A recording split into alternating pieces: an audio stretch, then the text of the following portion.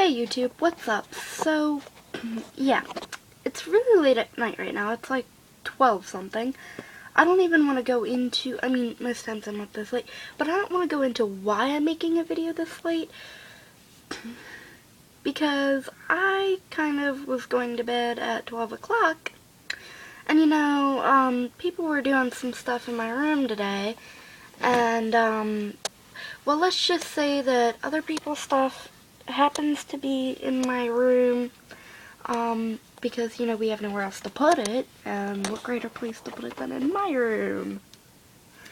So, they were, trying to get it out, and my room was very much a mess, and, I wish I had pictures to edit into this, because God knows I would, but, yeah, so, I know my room was a mess, but everything had a safe place, and I feel like I have a bug crawling on me, but everything had a safe place to go. Now, nothing has a safe place, and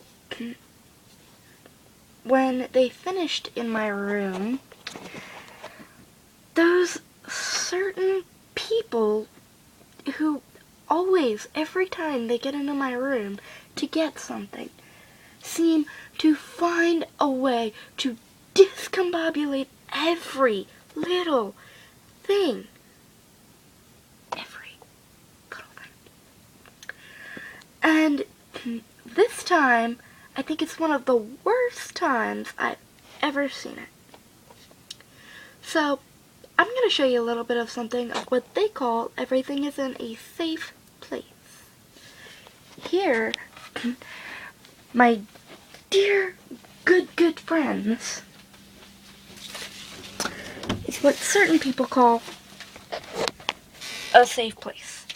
Now, my room usually looks like that, with a bunch more clothes and maybe a bin. Well, the bin that is usually right over there by my bed is now under about 300 pounds of crap. This blue bin right here is what is usually down at the farthest end. How it made its way here, flipped over when it was already broken, from back when my room used to be piled about this high with stuff. But I kind of organized a little bit since then, and things were about this high with stuff before everybody went through my room. And everything had its safe place. Like, this bin up here was more towards the front, but everything in it was just clothes, and it had a safe place. This bag was in that blue bin, which I never stepped in. Because that bag has important stuff in it. And would you like to see what they did with Junie? There she is, ladies and gentlemen. I don't even know if she's broken because I did not lift her, because about 300 pounds worth of stuff would go falling on me if I did. She used to be down there, that wooden frame right by my mattress. She used to be leaning against that and against a door on your far left, I guess you could say. And now she is possibly with a broken string, sitting there on top of 300 pounds of death. And apparently their idea of everything in a safe, neat place is Mount Broken and Mount Broken Deathmore, I should say. And it literally makes me physically angry that they could not ask me to move the bigger stuff so they could walk through.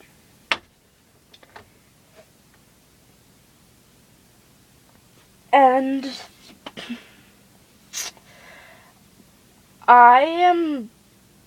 okay, so I'm a little bit like OCD, ADD, whatever you want to call it, but and this is something a lot of people may or... I don't know what that was. Probably came out of my room of now horror. which I'm not going to be sleeping in tonight because that is going to be a nightmare cleaning up. I may never be able to sleep in that room again. Anyway, like I was saying about the OCD ADD thing, if I don't put something in a certain place, if it is somewhere where I don't like it, my brain just freaks. Recent event of that was my brother, who he does not do YouTube, but funny because a lot of my family does, but he doesn't. And he wanted to watch, I don't know what he watches his videos on, but he's a big gamer, so he watches these, like, videos. I don't think it's YouTube. But anyway, and he was using a large chocolate chip cookie box, and he sits literally a couple inches away from me, and he wanted to use a large chocolate chip cookie box to, like, support his iPod so he could watch the video and eat his food. Well, that cookie box was just a little too close to me, and it wasn't where I placed it, so I physically could not stand that cookie box being there. Like, I had to move it, and he kept spazzing out because I kept moving it, and I'm like, no, it cannot go there, it will not go there, I won't allow it. So I would move it a couple inches to his way, so it was, you know, a little bit away from me. He'd move it back close to me, and I could not handle it. So I freaked, and I took it, and I just put it somewhere else. And then he's like, well, what am I going to do now? He was spazzing because I gave him a candle that I used to use when I needed something to, you know, prop my iPod up on.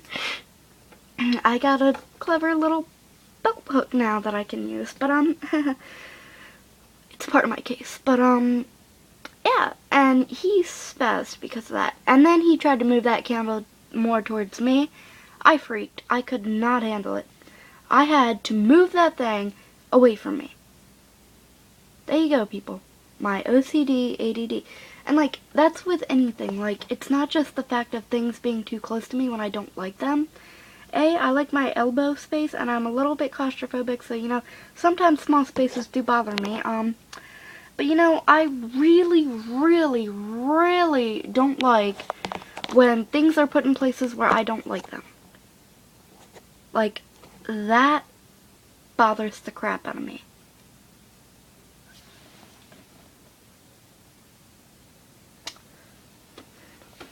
Like, I can legit not at all handle that. And, oh crap, I can't sit in another bin that was in my room that I've had out of my room for a little bit, I don't think. I'm gonna try this, and it's probably gonna be a huge, huge, epic fail. Not worked, sorta. Anyway. And so, you know, I'm gonna try to get my foot out of this bin here. And then slide a little bit so I can place my feet like that. There we go. Alright. My feet up against the wall.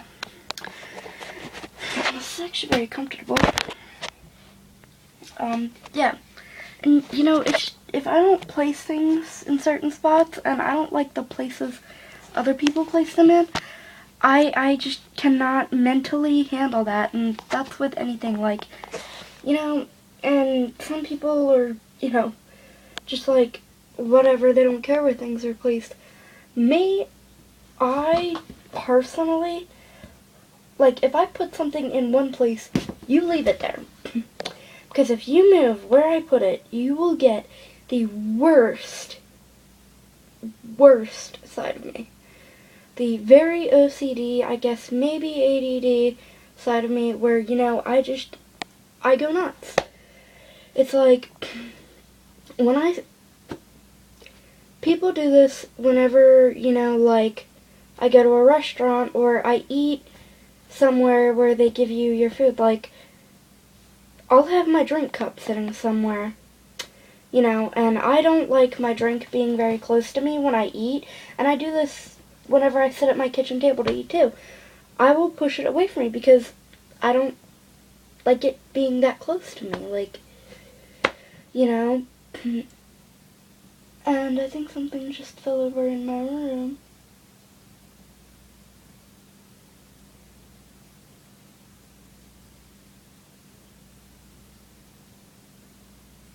I don't know.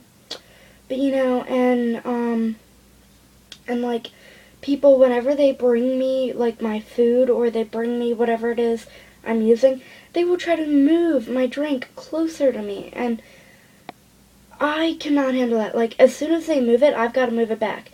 And then when somebody else comes, they'll move it closer. And I'm like, no, I cannot deal with that.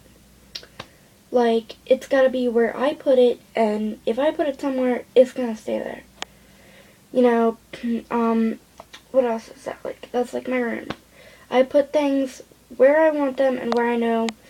Like, I mean, my room may have been a little bit, you know, of a junkyard looking mess. But you know, things were safe. Things were in good places. And, yeah, things were where I physically put them and where I mentally wanted them. Things, like, people are always curious as to how I can handle not being organized and always having a mess. Like, my school teachers and school special ed assistants, everybody is like so confused how I actually work better unorganized. My YouTube channel and videos, perfect example of that, you know. I plan things and they never happen. So I don't plan things and I just, you know, wing it and do whatever. Here's when you get your great videos, like your great personal, you know, videos of me just being so ADD I can't sit still, me ranting about stuff, and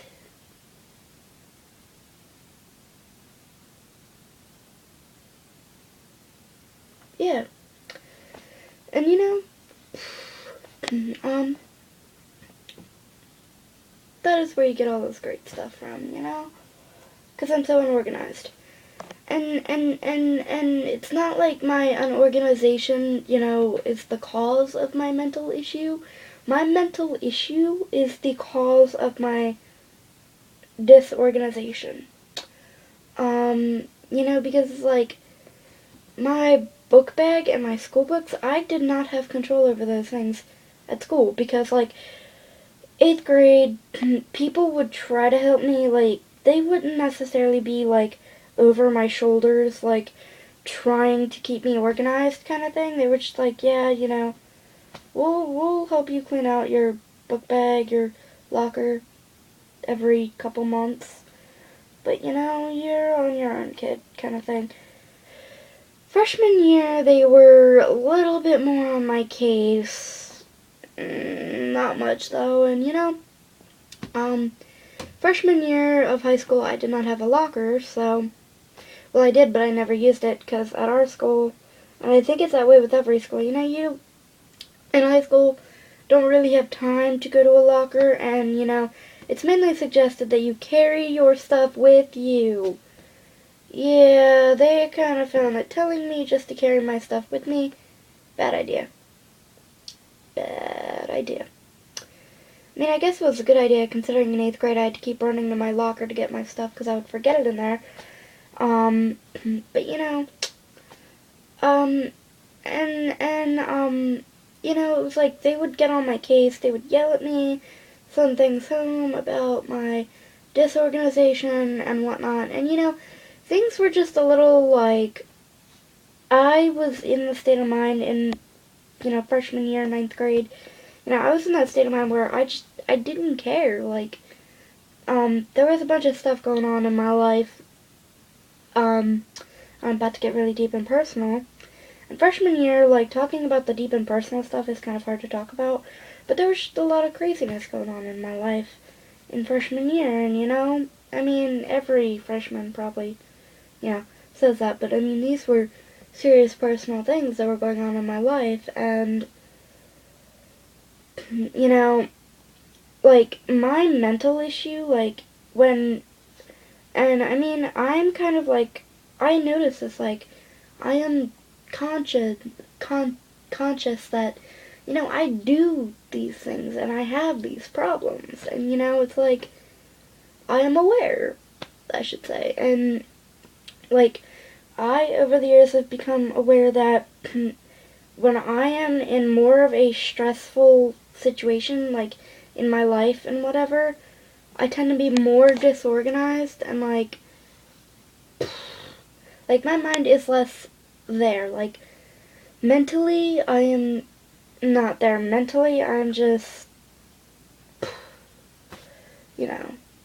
and when my life isn't as stressful, sophomore year was little less stressful. I got some things worked out. Some people who were causing a lot of stress in my life, I kind of got them out of my life in sophomore year. Although sophomore year was pretty stressful because, like, even though I wasn't dealing with other personal problems, there was, like, a whole, like, crap load of new personal problems that just, kind of showed up to, like, make sure life was telling me, hey, you know what? You can't have, like, happiness, like the universe and whatever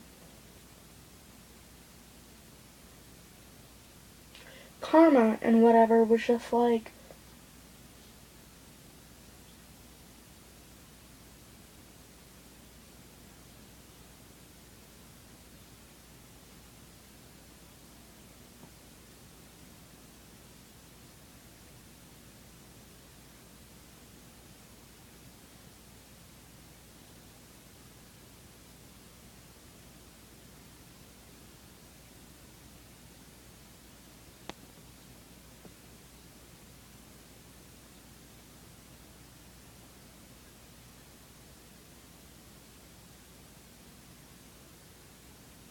that's weird.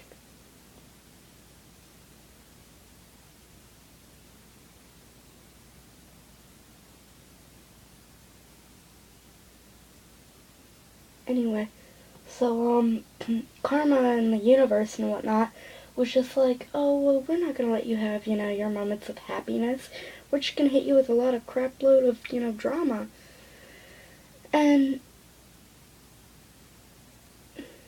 I'm hearing really weird noises now, and I'm not liking it. I think half of it's my rabbits and some of it's my cats upstairs. But, I'm like, the drama I was having wasn't like, family drama or just, mental drama. I mean, some of it was mental drama, but, it was more of like a bunch of people, some of them that I used to call friends, and, it was just like a crap load of garbage that I did not need. But sophomore year, like, I kind of, the summer after freshman year, I, I was kind of, thinking to myself, like, what am I doing? Like, I'm wasting my life worrying about this problem and that problem and just stupid things I could not change or that, were just meant to happen. And I was like, so mentally devastated in freshman year about all that. And, that summer after freshman year, I'm just like, why? Why did I do that? Why did I care so much? Like, because after I kind of got out of school, after freshman year was over, I, basically, I kind of, I guess, since I grew up a little bit, you could say, because I stopped caring about the stuff that I did. I stopped giving.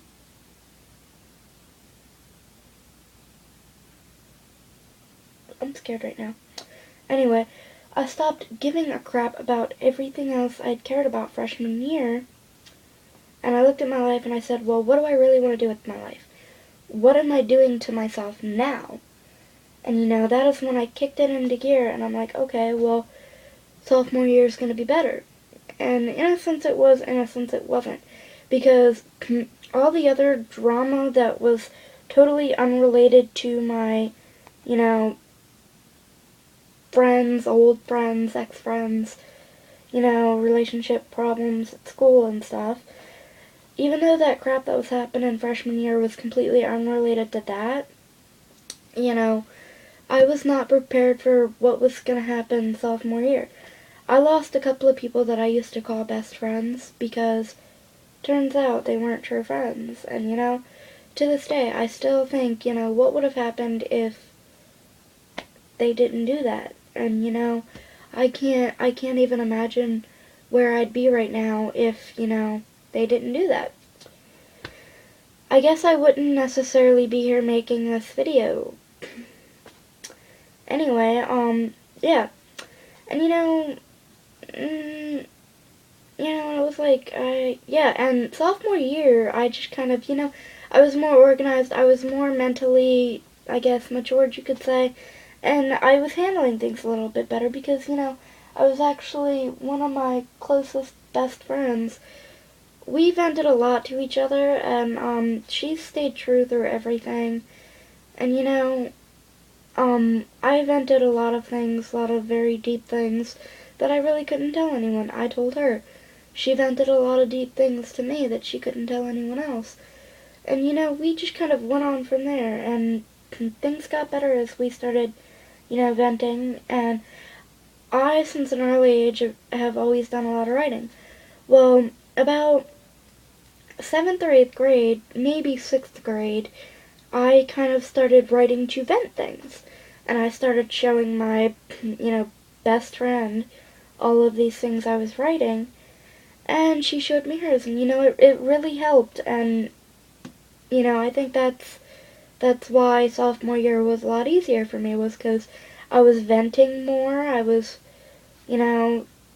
actually working harder towards things I've wanted to do in life. And I actually gave a crap about, growing up and moving on and living my own life for who I want to be and not really caring about, what haters say, what people who think, I'm screwing up my life by either making YouTube videos or by writing because that helps me, People think I'm wasting my time. Well, their opinion, you know. And anyway, so I'm going on junior year and I'm hoping, because I've gotten a lot of things out of the way, you know, um, and I've kind of, I guess I've matured since, 8th grade, since freshman year, since sophomore year. I guess I've kind of, I'm more in that state of mind, I'm more in the, just don't care kind of state of mind where, it's like, if somebody's hating on you, let them hate, because the hate is what pushes you to go more for what you want to do in life. And it's what should fuel you. You should wake up every day and be thankful for your haters, because they fool you, not fool, but they fuel you, sorry for my, they fuel you to kind of move forward with what you want to do, And, I think that's definitely something I've learned from a lot of my heroes and from personal life experience. And this video is very long. I know, I'm sorry, but I promised I'd make a deep video. And this deep video is about a lot of personal stuff. Originally it was about how mad I was, and I went on to a bunch of personal stuff. Yeah. And I'm sorry I made you guys listen to all this. If you watched long enough to listen, it is almost a half hour long. Holy crap. I know it's very long, and I'm sorry. And, now that I've kind of opened up to you guys somewhat, I kind of feel like I want to hug you and cry. Yeah, I'm not crying. I'll hug you, though. Friendship. Alright, well, I think I'm gonna go, because I need to find a new place to sleep. That place is kind of, police crime scene investigation tape off.